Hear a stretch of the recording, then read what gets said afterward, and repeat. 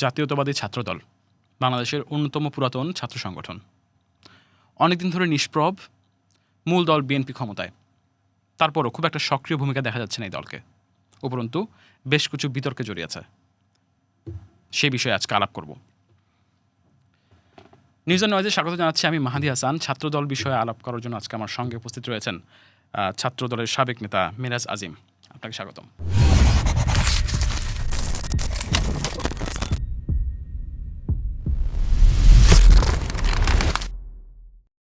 কেমন আছেন? আলহামদুলিল্লাহ, ভালো আছে। আপনি? ভালো।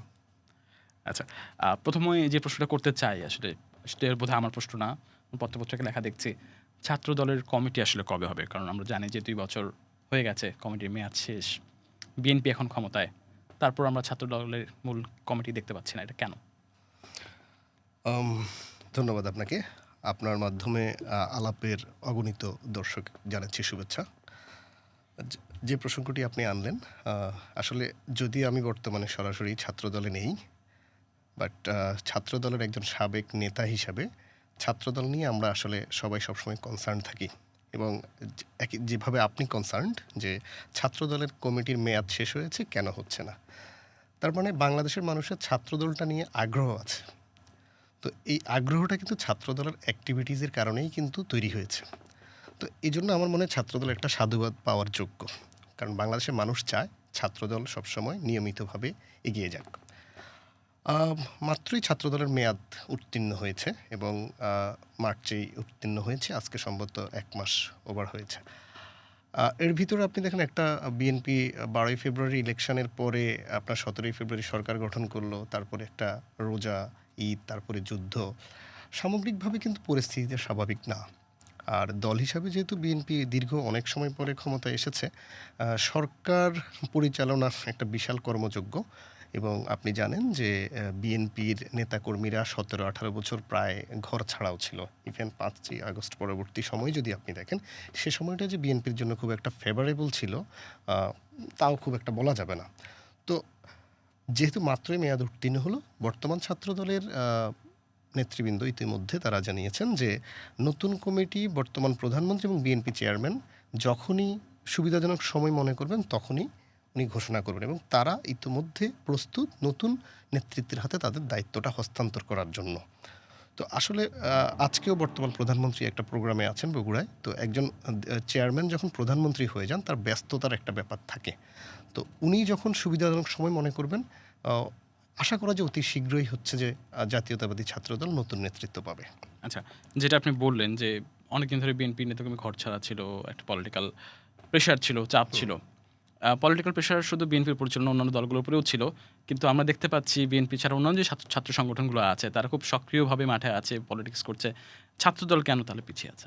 এবং আমি একটু যুক্ত করতে চাই এখানে যে বিশ্ববিদ্যালয়গুলো আছে, সেখানকার যে ছাত্র সংসদ, সেখানেও আমরা ছাত্রদলের আশানুরূপ যেটা আশা করা হচ্ছিল, যেহেতু বড় দল, বড় অঙ্গ সংগঠন, সেই দল ক্ষমতায়, তারা আরও একটু ভালো ফলাফল আনতে পারবে, সেটাও কিন্তু আমরা দেখি নাই। এটা আসলে কেন?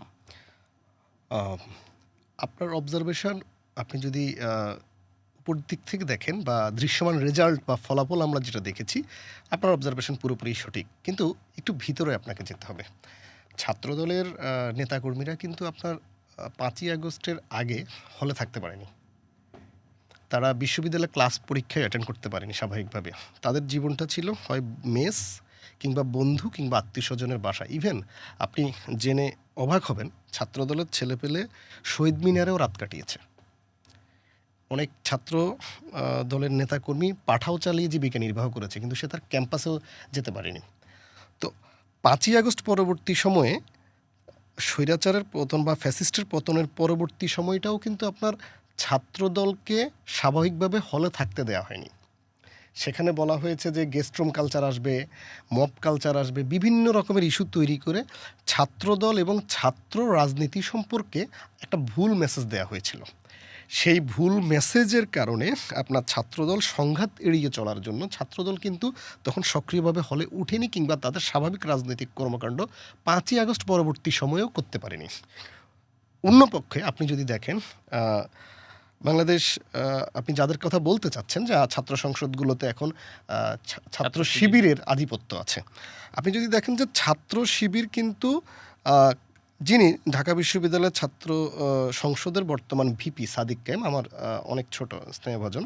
কিন্তু আপনি যদি দেখেন যে উনি যে সাদিক কায়েম ছাত্র শিবির করেন, এটা কিন্তু ৫ই আগস্টের আগে কিন্তু মানে ছাত্র শিবিরের লোকজনও জানতো কিনা জানি না। ছাত্রদল বা সাধারণ ছাত্রছাত্রীরা জানতো না। ছাত্র শিবির হয়তো জানতো। তো উনি কিন্তু বলা হয়ে থাকে আত্মপ্রকাশ করেছেন। এবং আমরাই কিন্তু দেখেছি এই যে ৭ই জানুয়ারির ইলেকশনের জন্য উনি সূর্যসেন হলের ছাত্র, আমিও সেই হলেরই ছাত্র ছিলাম।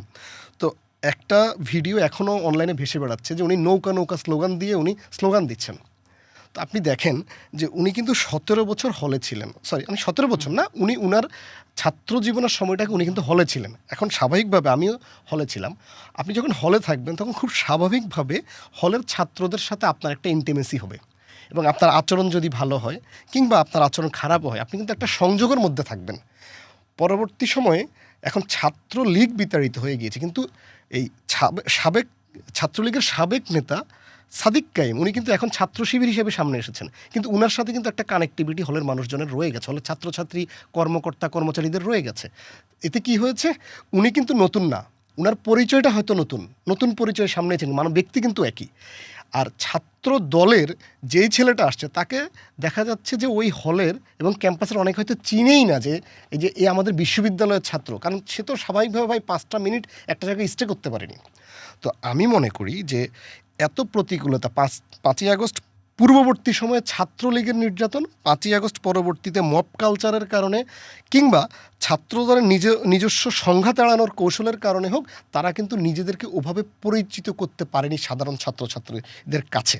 তাদের মেসেজটা মানে পুরো পরিপূর্ণভাবে পৌঁছে দেওয়ার মতো মানে সময় পায়নি তারা।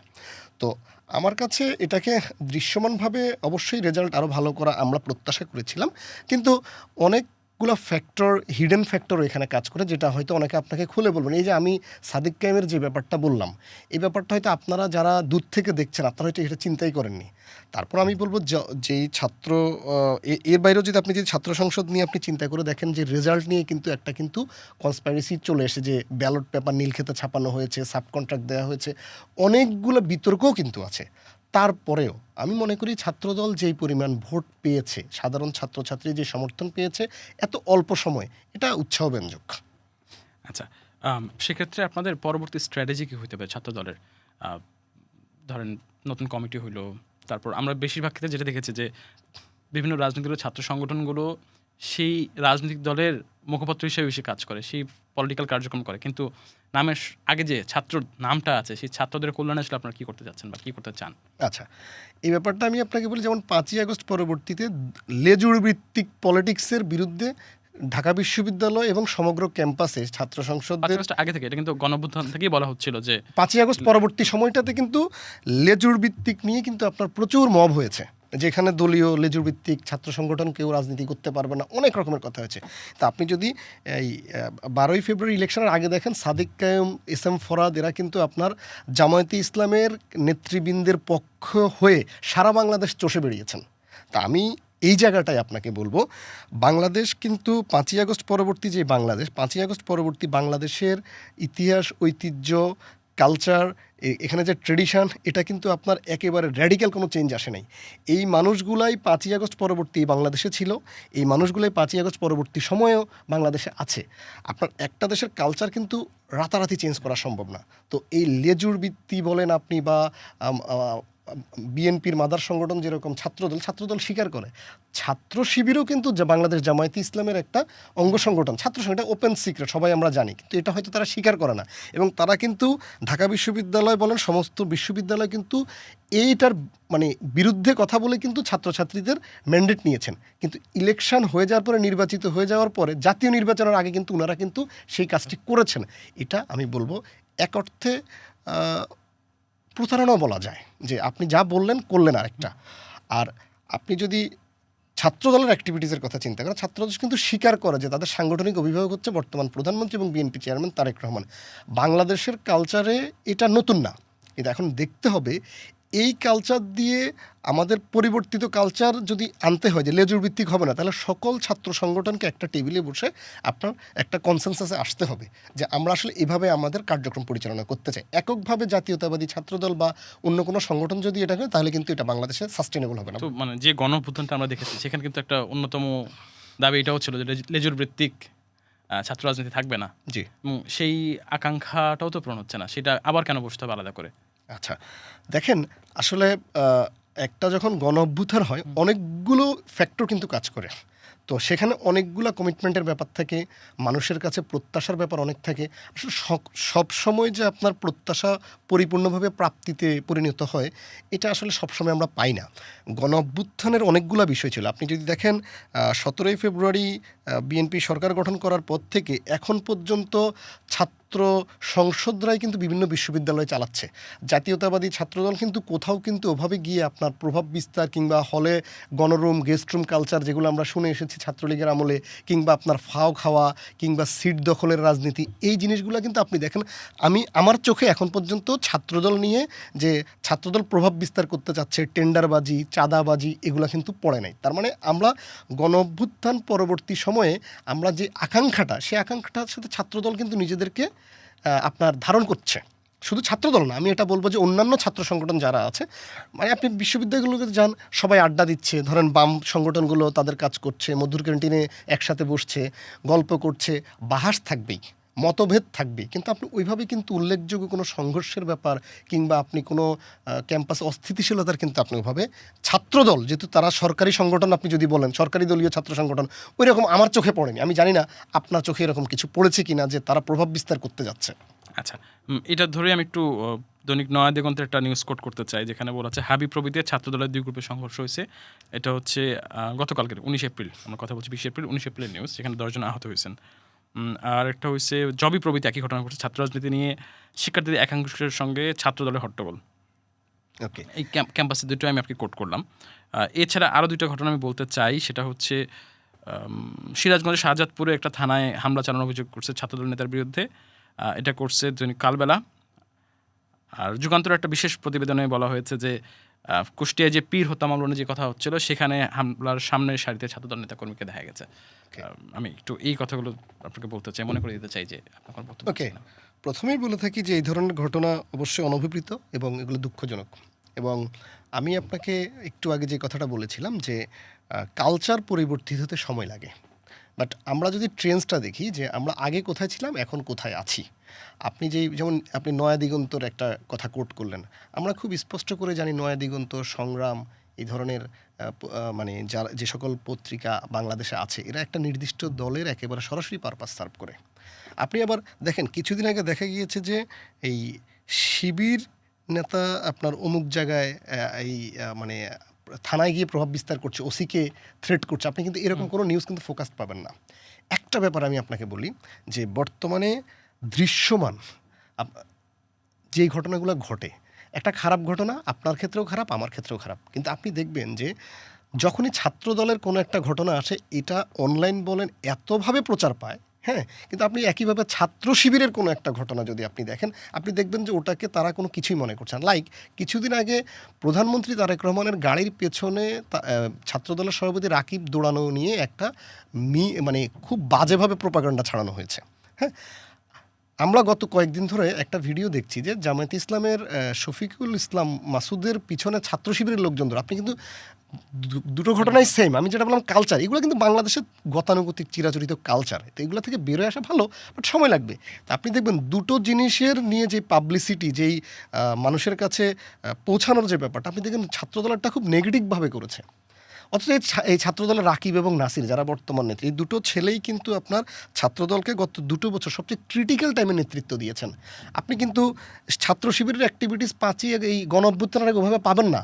ছাত্রদল কিন্তু ছিল, স্বনামে ছিল, এবং এই ছাত্র শিবিরের কোনো শীর্ষ নেতৃত্বের কোনো ছবি কিন্তু জুলাই আগস্ট আন্দোলনে আপনি কোথাও দেখাতে পারবেন না। ছাত্রদলের প্রেসিডেন্ট রাকিবের হাতের এখনও কিন্তু দাগটা আছে। নাসিরের পাশের 2 জন গুলিতে মারা গেছে, একজনের ফখরুল নামে মহাগুরুত্বের একজন এই দিক দিয়ে গুলি বের হয়ে গেছে, বেঁচে আছে মিরাকল। ইমরান নামে একজন এখনও থাইল্যান্ডে আছে, 27 বার তার পায়ে অস্ত্রোপচার হয়েছে। তো ছাত্রদলের কেন্দ্রীয় 2 জনের কথা, আমি শুধু 2 জন না, 142-এর অধিক নেতাকর্মী তাদের শহীদ হয়েছে শুধু ছাত্রদলের। বিএনপির প্রায় 400 কি 500 টোটাল একটা তালিকাও বিএনপি দিয়েছে। তো আমার কথা হচ্ছে যে এই যে কালচারগুলো আমাদের অনভিপ্রেত ঘটনা থেকে সংখ্যা কমে আসছে, আমি ওটাকে পজিটিভলি দেখতে চাই, এবং আগামী দিনে এগুলো শূন্যের কোটায় নেমে আসুক, এটাই তো আমরা চাই। একদম, আমরা পরিবর্তন চাই। আপনি তো বর্তমানে যুবদল দেখছেন, বিএনপির আরেকটা অঙ্গ সংগঠন, তাদের প্ল্যানিং কি? আপনার যুবদল থেকে কোন প্ল্যানিং আছে কিনা, স্ট্র্যাটেজি কি করতে চাচ্ছে? দেখেন, বর্তমান যুবদলকে লিড করছেন সভাপতি জনাব আব্দুল মোনায়েম মুন্না এবং আপনার নুরুল ইসলাম নয়ন এমপি। এই দুজনই কিন্তু সাবেক ছাত্রনেতা, এবং তারাও কিন্তু আপনার গণ অভ্যুত্থানের যে সময়টা, এই সময়টা কিন্তু সরাসরি মাঠে থেকেছেন। এখন আপনি আসেন, আমরা গণ অভ্যুত্থান আমরা কী করেছি, আমরা নিয়মতান্ত্রিক ভাবে না, কিছু ক্ষেত্রে অনিয়মতান্ত্রিকভাবে আন্দোলন হয়েছে। কারণ কি? কারণ হচ্ছে তখন যে সরকারটা ছিল সেটা টোটালি অনিয়মতান্ত্রিকভাবে এই দেশটাকে দখল করেছিল। তো আপনি যখন রেভুলেশন করবেন, রেভুলেশন সবসময় কিন্তু নিয়ম মাফিক হবে না। রেভুলেশনের টাইমটা এক, রেভুলেশনের পরবর্তী টাইমটা এক। আপনি কিন্তু সবসময় ধ্বংস করলেই হবে না। রেভুলেশনে আমরা একটা হায়নাকে সরিয়েছি, পিশাচকে সরিয়েছি, এটা সত্য, কিন্তু তারপরে কিন্তু গড়ার সময়। এখন দেখেন, বিএনপির অঙ্গ সংগঠন, ছাত্রদল বলেন, যুবদল বলেন, আমরা সকলেই চাচ্ছি যে প্রধানমন্ত্রী তারেক রহমান যেই ঐক্যের ডাক দিয়েছেন, যে আপনার বাংলাদেশটাকে একই সূত্রে গাঁথার যে আহ্বান দিয়েছেন, জাতীয়তাবাদী যুবদল আপনি দেখবেন যে বাংলাদেশের যুব সমাজকে এক করার জন্য কাজ করছে। হ্যাঁ, আপনি বলতে পারেন যে আপনাদের অ্যাক্টিভিটিস দৃশ্যমান কি? হ্যাঁ, বর্তমানে একটা যেহেতু নতুন সরকার হয়েছে, সরকার ফরমেশন হয়েছে, একটা রোজা গেল, ঈদের মতো একটা বড় ইভেন্ট গেল, আপনি ধীরে ধীরে যুবদল আপনার দেখেন যে অনেক মানবিক কাজ করেছে। বিভিন্ন জায়গায় দেখা যাচ্ছে যে আপনার একজন মানুষ গণ অভ্যুত্থানে গুলিবিদ্ধ হয়েছে, যুবদল কিন্তু তার পাশে দাঁড়িয়েছে, পরিবারটার পাশে দাঁড়িয়েছে। এই যে ছোট ছোট কাজগুলো দিয়ে যুবদল তার সাংগঠনিক কার্যক্রম পরিচালনা করছে। ভবিষ্যতে বাংলাদেশের যে একটা এখন যে আমাদের যেই ডেমোগ্রাফিতে বাংলাদেশের এখন হচ্ছে যে যুবশক্তি অনেক, মানে কর্মক্ষম জনশক্তি অনেক বেশি। আমি বিশ্বাস করি জাতীয়তাবাদী যুবদল এই বাংলাদেশের যে ইয়ুথ ফোর্সটা আছে, এই ইয়ুথ ফোর্সটাকে একটা জায়গায় এনে আপনার প্রধানমন্ত্রী তারেক রহমানের যে ভীষণ, দেশকে এগিয়ে নিতে হলে যুব সমাজকে আপনাকে এক করতে হবে। এবং বর্তমান প্রধানমন্ত্রী তারেক রহমান কিন্তু যুবদলের সেক্রেটারিকে কিন্তু আপনি নমিনেশন দিয়েছেন এবং একটা বার্তা দিয়েছেন যে তোমরা যুব সমাজকে ঐক্যবদ্ধ করো, এবং উনি কিন্তু এমপি নির্বাচিত হয়েছেন। আশা করা যায় ভবিষ্যতে যুব সমাজের প্রয়োজনে জাতীয়তাবাদী যুবদল সামনে থেকে নেতৃত্ব দেবে। আচ্ছা, আমরাও চাই যে আপনি বারবার যে কথাটা বলছিলেন যে পরিবর্তন হবে, পরিবর্তন একদিনে আসবে না, সময় নিয়ে আসবে। আমরাও চাই একটা পরিবর্তন হোক, পরিবর্তন যেই কালচারগুলো নিয়ে মানুষ বিরক্ত, যে কালচারগুলো আমাদের বিতর্ক তৈরি করে, সেখান থেকে আমরা বেরোয় আসি। আপনাকে অনেক ধন্যবাদ আমাদের সঙ্গে থাকার জন্য। দর্শক, আপনাদের ধন্যবাদ আমাদের এতক্ষণ সঙ্গে থাকার জন্য, এবং আমরা চাই আপনারা আরও আমাদের সঙ্গে থাকবেন, সোশ্যাল মিডিয়া হ্যান্ডেলগুলো ফলো করবেন, কমেন্ট করে জানাবেন আপনাদের প্রতিক্রিয়া, কী শুনতে চান, কী আলাপ করতে চান, কারণ আমরা চাই কথা চলুক।